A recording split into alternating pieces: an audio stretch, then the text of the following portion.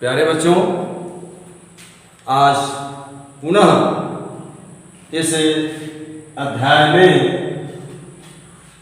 जो टॉपिक है यूरोप में समाजशास्त्र का उद्भव एवं विकास में आपका स्वागत है। बच्चों, अभी पिछले वीडियो में आपने कुछ पढ़ा है,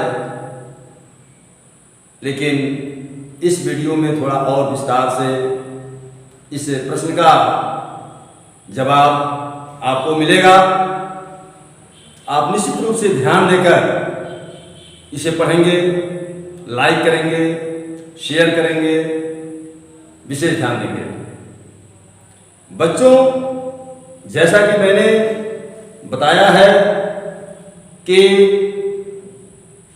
सन 1838 में ऑगस्ट कॉम्ट ने समाज का व्यवस्थित अध्ययन करने वाले विज्ञान को समाजशास्त्र के नाम से संबोधित किया। बच्चों, इसी प्रकार से आपके सामने ब्लैक बोर्ड पर यह पहला क्वेश्चन जो प्रस्तुत है, विज्ञान के रूप में समाजशास्त्र की स्थापना कब और किसके द्वारा की गई? यानी विज्ञान के रूप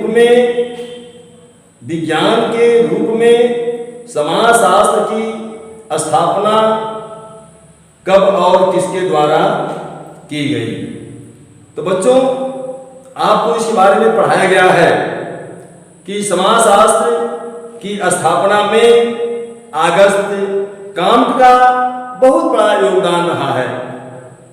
इन्होंने समाजशास्त्र की स्थापना एक विज्ञान के रूप में सन 1838 ईस्वी में किया है। इन्होंने समाजशास्त्र की स्थापना 1838 ईस्वी में किया। किसने किया है? ऑगस्ट कॉम्ट ने किया है। दूसरे प्रश्न का जवाब है, ऑगस्ट कॉम्ट को समाजशास्त्र का जनक क्यों कहा जाता है? बच्चों, ऑगस्ट कॉम्ट को समाजशास्त्र का जनक क्यों कहा जाता है? क्योंकि ऑगस्ट कॉम्ट ने ही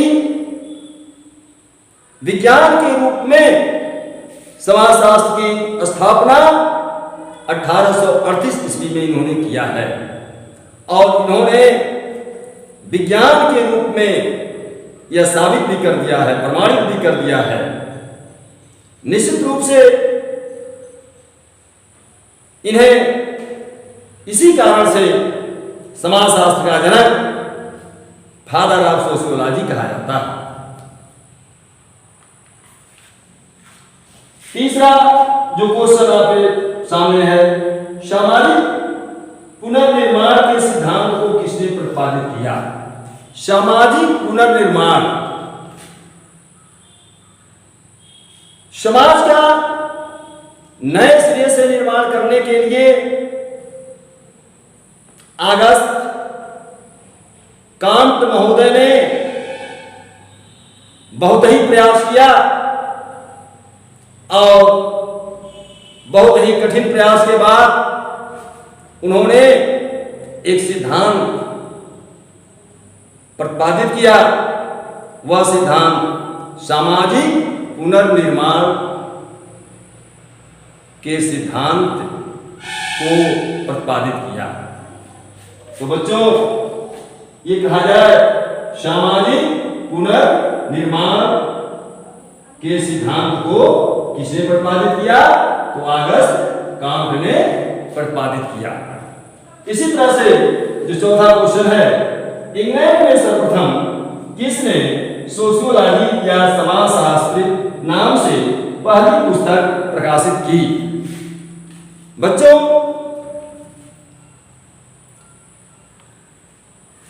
इंग्लैंड में सबसे पहले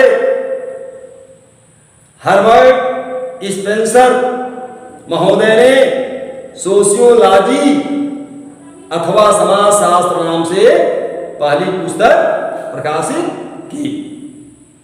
इस पुस्तक में उन्होंने समाजशास्त्र की प्रकृति को स्पष्ट करने के साथ ही समाज और विभिन्न सामाजिक संस्थाओं के विकास की विवेचना की, लेकिन इस समय तक समाजशास्त्रीय अध्ययनों के लिए कोई वैज्ञानिक पद्धति विकसित नहीं की जा सकी थी। कोई वैज्ञानिक पद्धति विकसित नहीं की जा सकी थी। समाजशास्त्र को वैज्ञानिक रूप देने का काम, ये आपका 5वां क्वेश्चन है, समाजशास्त्र को वैज्ञानिक रूप देने का काम सर्वप्रथम किसने किया? बच्चों, इसके बाद समाजशास्त्र को वैज्ञानिक रूप देने का काम सबसे पहले फ्रांस के विचारक समाजशास्त्री इमानुएल दुर्खीम ने किया। उन्होंने समाजशास्त्रीय पद्धति के नियम, रूल्स ऑफ सोशियोलॉजिकल मेथड नाम से एक पुस्तक लिखकर यह प्रमाणित कर दिया कि किस तरह सामाजिक घटनाओं का वैज्ञानिक रूप से अध्ययन किया जा सकता है। तो इमानुएल दुर्खीम ने कौन सी पुस्तक लिखा? जान लें, समाजशास्त्रीय पद्धति के नियम, रूल्स ऑफ सोशियोलॉजिकल मेथड नाम से उन्होंने एक पुस्तक लिखकर यह बता दिया कि किस प्रकार से सामाजिक घटनाओं का वैज्ञानिक रूप से अध्ययन किया जा सकता है। उन्होंने धर्म, समाज में श्रम विभाजन तथा आत्महत्या जैसे महत्वपूर्ण सामाजिक विषयों के बारे में प्राथमिक सूचनाएं एकत्रित करके यह बताया कि वास्तविक सामाजिक घटनाओं का अध्ययन करके ही समाजशास्त्र को वैज्ञानिक रूप दिया जा सकता है। मेरे प्यारे बच्चों, तो इसमें 2 प्रश्न आपका छिपा हुआ है। इमानुएल दुर्खीम के बारे में 2 प्रश्न क्या है? वह 2 प्रश्न आपका है कि उन्होंने श्रम विभाजन, अर्थात कहा जाए कि श्रम विभाजन को किसने, इस शब्द को, इस सिद्धांत को किसने प्रतिपादित किया है? तो आपका एक ही आंसर होगा, इमानुएल दुर्खीम। दूसरी चीज, आत्महत्या के सिद्धांत को किसने प्रतिपादित किया है? तो एक ही आंसर होगा, इमानुएल दुर्खीम। तो इस तरह से इमानुएल दुर्खीम ने ही निश्चित रूप से समाजशास्त्र को, इन्होंने भी अपना विचार रखा कि इसको विभिन्न सामाजिक घटनाओं का अध्ययन करके वैज्ञानिक रूप दिया जा सकता है। 19वीं शताब्दी के अंतिम वर्षों से जर्मनी में भी समाजशास्त्र को एक उपयोगी विज्ञान के रूप में देखा जाने लगा। यहां टॉनिस, वान वीस, सीमैन, वीरकान तथा मार्क्स जैसे समाजशास्त्रियों, विद्वानों ने समाजशास्त्र के अध्ययन क्षेत्र का उल्लेख करके यह निर्धारित करने की कोशिश की कि समाजशास्त्र में किन विषयों का अध्ययन किया जाना चाहिए। जर्मनी में मैक्स वेबर प्रमुख विद्वान थे जिन्होंने समाजशास्त्र के विकास में बहुत योगदान दिया है। वेबर ने अनेक ऐसे सिद्धांत की रचना की जिनकी सहायता से समाज में होने वाले परिवर्तनों तथा सामाजिक क्रियाओं को समझा जा सके। इसी कारण ऑगस्ट काम्ट के साथ साथ दुर्खीम तथा मैक्स वेबर को समाजशास्त्र के संस्थापकों अथवा प्रणेताओं के रूप में देखा जाता है। अर्थात हम कह सकते हैं कि समाजशास्त्र की स्थापना में, समाजशास्त्र के संस्थापकों में ऑगस्ट कॉम्टे के साथ किस विचारक का विशेष महत्व है? तो आप कहेंगे इमानुएल दुर्खीम तथा मैक्स वेबर। बच्चों, 5 प्रश्न जो है आपके सामने रखा गया और इसी के साथ साथ जो है कई प्रश्न और आपको जो है बताया गया। इस तरह से अमेरिका में भी समाजशास्त्र के प्रति लोगों की रुचि बढ़ने लगी। वास्तव में आरंभ काल से ही अमेरिका विभिन्न संस्कृतियों, प्रजातियों और धर्मों के लोगों वाला देश रहा है। अर्थात हम कह सकते हैं कि प्रारंभ में अमेरिका में जो है संस्कृति रही है, प्रजातियों और धर्मों के लोगों वाला देश रहा है। एक विभिन्नायुक्त संस्कृति वाले देश में सामाजिक अध्ययनों की जरूरत कहीं अधिक होती है। यही कारण था कि अमेरिका में समाजशास्त्र का विकास बहुत तेजी के साथ होना शुरू हो गया। सन 1876 में येल विश्वविद्यालय में सबसे पहले एक अलग विषय के रूप में समाजशास्त्र का अध्ययन शुरू हुआ। वास्तव में अमेरिका के विद्वानों ने समाजशास्त्र के साहित्य की रचना में भी सबसे अधिक योगदान किया। इन विद्वानों में प्रमुख रूप से Lester Ward, Sumner, Giddings, Sorokin, Zimmerman, Park, Burgess, Charles Cooley, MacIver, Ross, Parsons, Sutherland, Nadel, Merton आदि कुछ प्रमुख समाजशास्त्री हैं। अमेरिका के बाद फ्रांस में सन 1889 से समाजशास्त्र को एक अलग सामाजिक विज्ञान की मान्यता देकर इसके अध्यापन का काम शुरू हुआ। इंग्लैंड में समाजशास्त्र का अध्यापन सन 1960 से शुरू हुआ। एक प्रश्न यहां भी खड़ा हुआ कि इंग्लैंड में समाजशास्त्र का अध्यापन कब से शुरू हुआ? 1960 से शुरू हुआ। आज यूरोप और अमेरिका के लगभग सभी देशों में समाजशास्त्र को एक प्रमुख विषय के रूप में देखा जाता है। मेरे प्यारे बच्चों, इसी तरह से अमेरिका के साथ साथ संपूर्ण यूरोप में समाजशास्त्र का उद्भव और विकास का कार्य शुरू हुआ और आज समाजशास्त्र को एक विज्ञान के रूप में मान्यता मिली और विज्ञान के रूप में हम समाजशास्त्र को देख रहे हैं। बच्चों, इसी के साथ साथ जो है भारत में समाजशास्त्र का विकास, भारत में भी समाजशास्त्र का विकास कैसे हुआ? आप जानते हैं कि भारतीय संस्कृति और सभ्यता दुनिया की प्राचीनतम सभ्यताओं और संस्कृतियों में से एक है।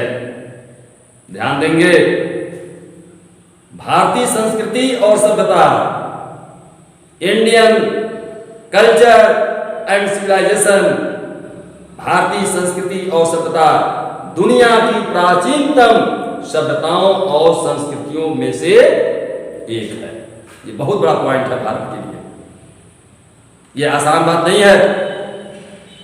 इसीलिए अपने भारत की जो संस्कृति है, जो भारत की सभ्यता है, पूरे दुनिया के देशों में यह अपना एक अलग परचम लहरा रहा है।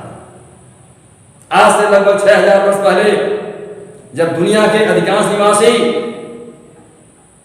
अर्ध जंगली अवस्था में रहते थे, अर्ध जंगली का मतलब आदिवासी के रूप में रहते थे, उन्हें कोई ज्ञान नहीं था,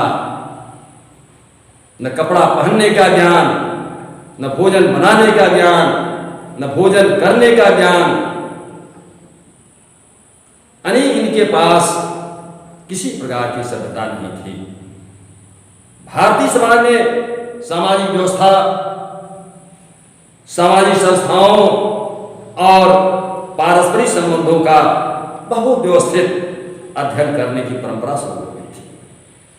वैदिक काल में बड़े बड़े ऋषियों और मुनियों के नाम से विख्यात सामाजिक व्यवस्थाकारों ने व्यवहार के उन नियमों की खोज की जिनके द्वारा एक संगठित समाज की स्थापना संभव हो सकी।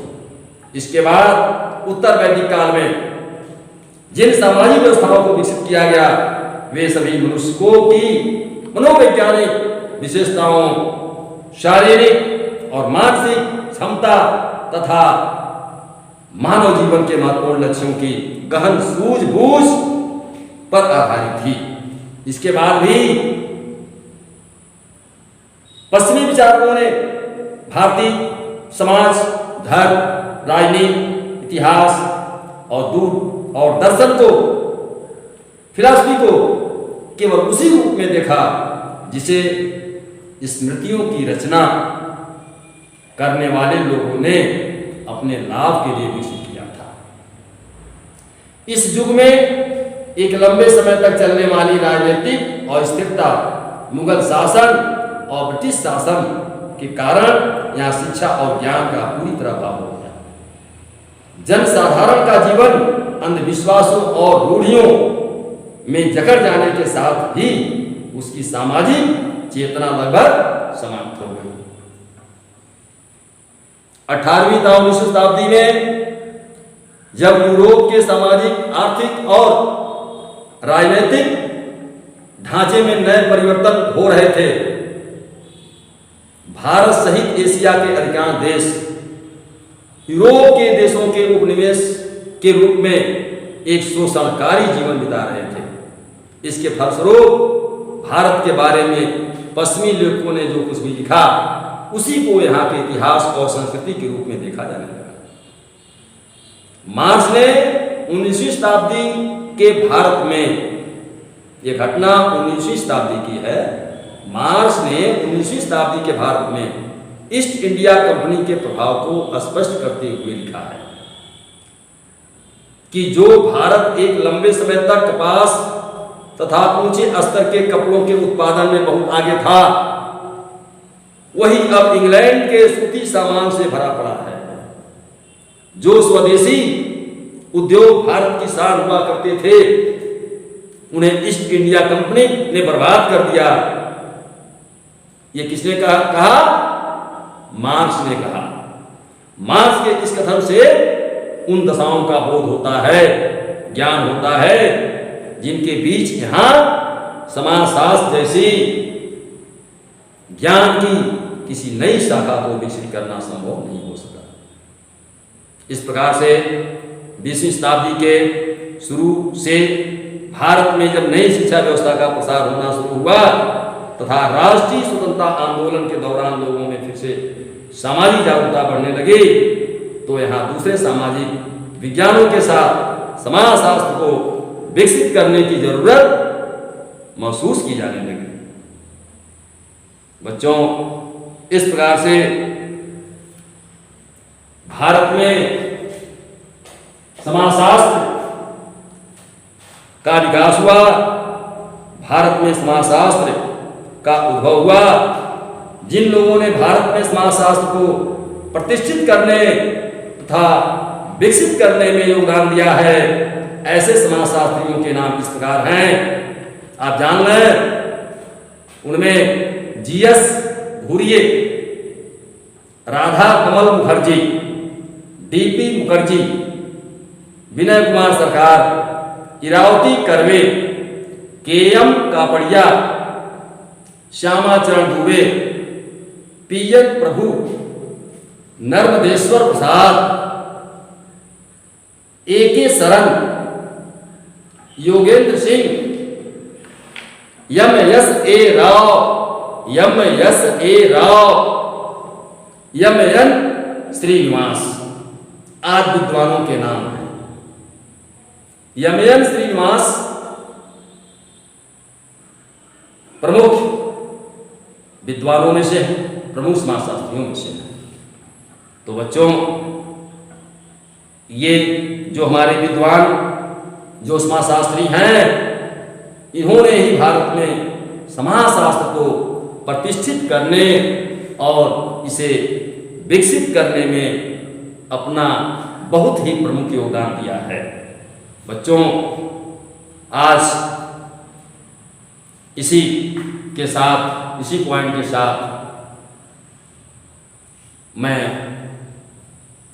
अपने विचारों को समाप्त करता हूँ, यहीं पर विराम दे रहा हूँ। और आप निश्चित रूप से इस वीडियो को शेयर करेंगे, लाइक करेंगे और निश्चित रूप से इसका विधिवत आप स्टडी करेंगे। आपको बहुत सारे क्वेश्चंस इस वीडियो के माध्यम से मिलेंगे जो आपके कंपटीशन के लिए बहुत ही महत्वपूर्ण होंगे। आप किसी भी कंपटीशन में, किसी भी प्रतियोगी परीक्षा में आप बैठ सकते हैं और निश्चित रूप से इस विषय का लाभ आप ले सकते हैं। बच्चों, आजकल हर विषय के बारे में आपको जानकारी होना जरूरी है, नॉलेज होना जरूरी है। अगर नॉलेज नहीं है तो निश्चित रूप से आप किसी भी कंपटीशन को आप बीट नहीं कर पाएंगे। इसी के साथ मैं आज इसी वीडियो के माध्यम से मैं आपको बता रहा हूँ और निश्चित रूप से आप बहुत ही ध्यान देंगे। आपका आज पुनः मेरे द्वारा यानी शिवाश्रय सर के द्वारा जो है आपको बहुत बहुत स्वागत है।